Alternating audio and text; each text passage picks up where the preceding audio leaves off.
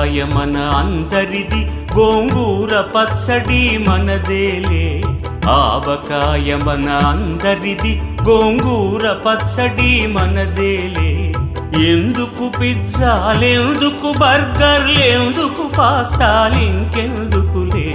ఎందుకు పిజ్జాలెందుకు బర్గర్లెందుకు పాస్తాలింకెందుకులే. ఆవకాయ మన అందరిది, గోంగూర పచ్చడి మనదేలే.